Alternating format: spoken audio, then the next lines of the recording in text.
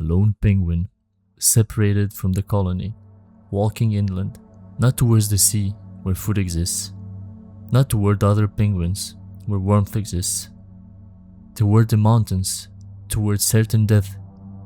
When researchers attempt to redirect it, it simply turns back, toward the interior. Herzog called it deranged. I call it something else. Because somewhere, right now, a developer is staring at an AI that just wrote their entire function. Flawless syntax, optimal logic, zero effort. And they are asking the same question the penguin cannot answer. But why?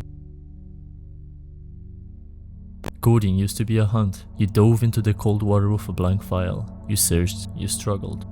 Syntax errors were the predators.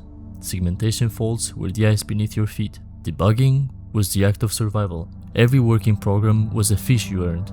You brought it back to the colony, your team, your company, your GitHub stars, and you were fed. But now, the fish are free. You open your IDE, you type a comment, the AI finishes the sentence. You describe a problem, the AI writes the solution. You copy, you paste, you merge. The struggle is gone, the hunger is gone. So what exactly are you? The fisherman without sea, a hunter without a hunt, a programmer without programming. But some penguins do not stay at the feeding grounds. Some developers do not take the fish. They learn C, not because it pays more. They study algorithms, not because lead code demands it. They write parsers, compilers, garbage collectors, from scratch, by hand. They are, by all rational measures, deranged. AI can do this faster, cleaner, better. So why? The colony looks at them the way researchers looked at the penguin. You're going the wrong way, there's nothing out there. You'll die. And yet, they walk. There are two reasons to code: the fish or the walk. The fish is survival. You code because someone pays you to code. You build the crude app, you ship the feature, you collect the paycheck. The AI makes this easier. You're grateful. You spend more time in meetings, you become a prompt engineer, you manage the machine. The fish is abundant. You are fed. You are warm in the colony.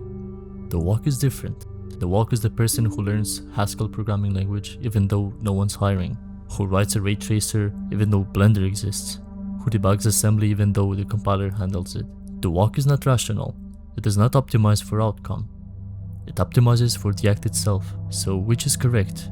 The colony says the penguin is insane, but the penguin does not hear them anymore.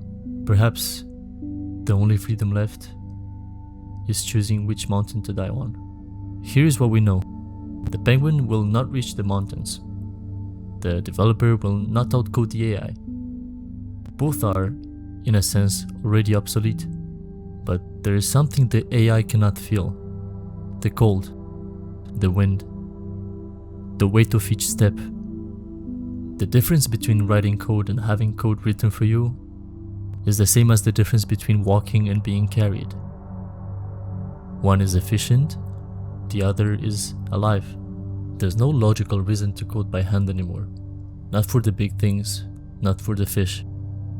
But as you sit there, typing one line at a time, struggling to understand a pointer or a race condition, you realize something.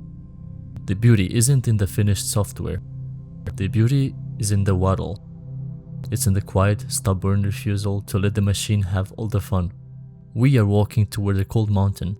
It is pointless, it is difficult, and it's the only thing that makes us human.